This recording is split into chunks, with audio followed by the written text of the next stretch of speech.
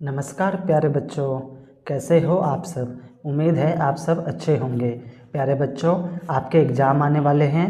बच्चों, आपको यहाँ पर सभी क्लास व सभी सब्जेक्ट के मोस्ट इम्पोर्टेंट क्वेश्चन उत्तर के साथ मिल जाएंगे, जो कि एग्ज़ाम में पूछे जाते हैं, जिसकी आप तैयारी करके एग्ज़ाम में अच्छे नंबर ला सकते हो।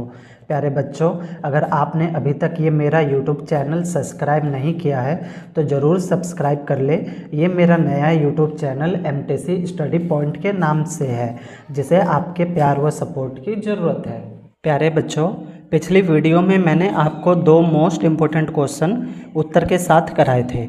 अगर आपने वो वीडियो नहीं देखा तो ज़रूर देख ले। प्यारे बच्चों, वीडियो के डिस्क्रिप्शन में मेरा व्हाट्सअप चैनल का लिंक है, जहां पर आप क्लिक करोगे तो मेरे व्हाट्सअप चैनल पर पहुंच जाओगे और वहां से आप मुझे फॉलो करके मेरे साथ जुड़ सकते हो। तो चलिए बच्चों, इस वीडियो में हम एक और महत्वपूर्ण क्वेश्चन करेंगे। बच्चों, क्वेश्चन है आपका, यदि x + y + z बराबर 0 हो तो दिखाइए कि x के 3, y के 3 और z के 3, x³ + y³ + z³ = 3xyz है। ठीक है बच्चों, और हमें दे रखा है x + y + z। बच्चों, ये मोस्ट इंपॉर्टेंट क्वेश्चन है, पेपर में बहुत बार आया हुआ है। इसी तरीके के क्वेश्चन आपके पेपर में आते हैं, आपको तैयारी करके ज़रूर से ज़रूर जाना है बच्चों इसको। ठीक है, चलो बच्चों देखते हैं इसको कैसे करेंगे, आंसर करते हैं बच्चों। पहले हम इसको लिख लेंगे। ठीक है बच्चों, x + y + z, ये हमें बच्चों दिया हुआ है। x + y + z = 0, ये हमें इन्होंने दे रखा है ना बच्चों। अब हम क्या करेंगे, x + y = बच्चों देखो, ये z जो है ये प्लस का है, उस साइड ले जाएंगे, बराबर के उस साइड ले जाएंगे। तो z जो प्लस का है तो बराबर के उस साइड जाएगा। तो बताओ बच्चों किस में हो जाएगा, ये हो जाएगा माइनस में, है ना बच्चों। आपको पता है अगर प्लस का होता है तो बराबर के उस साइड जाता है तो माइनस में हो जाता है, और माइनस का होता है तो बराबर के उस साइड जाता है तो प्लस में हो जाता है ना बच्चों।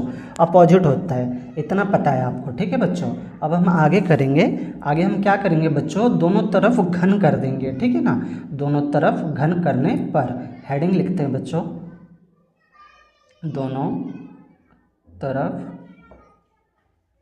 घन करने पर। ठीक है बच्चों, दोनों तरफ घन करने पर, ये जो दो पक्ष है दोनों तरफ हम क्या करेंगे, घन करेंगे।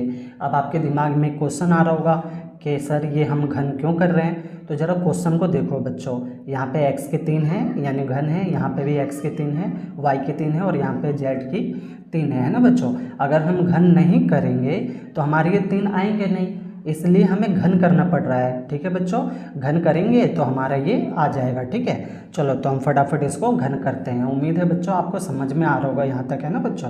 चलो ठीक है, आगे बढ़ते हैं। तो दोनों पक्ष में क्या करेंगे, हम घन करेंगे। ठीक है बच्चों, तो लिखेंगे x + y और घन करेंगे तो इसकी पावर कितनी हो जाएगी, 3, है ना। और यहाँ पे -z, इसकी पावर भी कितनी हो जाएगी, 3, क्योंकि हमें क्या करना है, दोनों तरफ क्या करना है, घन करना है ना बच्चों।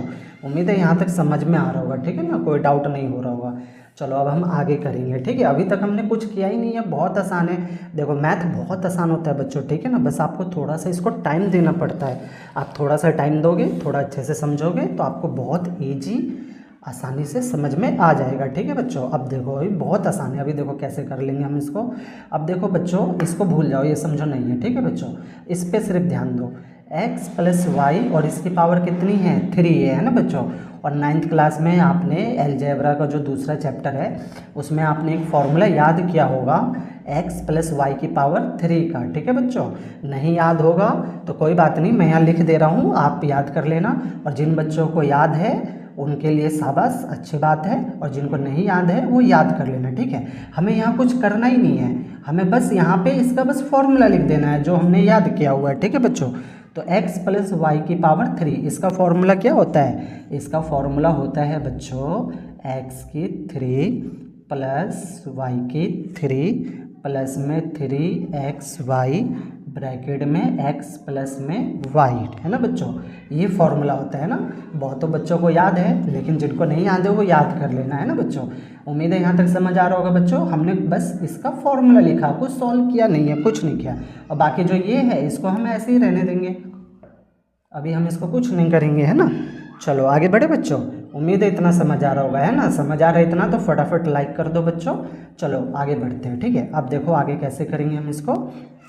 आगे हम इसको ऐसे ही लिखा। अब यहाँ पे थोड़ा ध्यान देना बच्चों, ठीक है ना, बस थोड़ा सा ध्यान देना, बाकी कोई दिक्कत नहीं होने दूंगा मैं आपको, सब समझ आएगा, बस थोड़ा सा ध्यान देना। इसको हम ऐसे लिखेंगे x के 3 प्लस में यहाँ पे लिखेंगे हम y के 3 प्लस में, फिर इसको हमने ऐसे ही लिखा बच्चों, इसको भी हमने ऐसे ही लिखा बच्चों, इसको भी हम ऐसे ही लिखेंगे 3xy, और x प्लस वाई है ना बच्चों, यहाँ पे हम माइनस जेड लिखेंगे, ठीक है।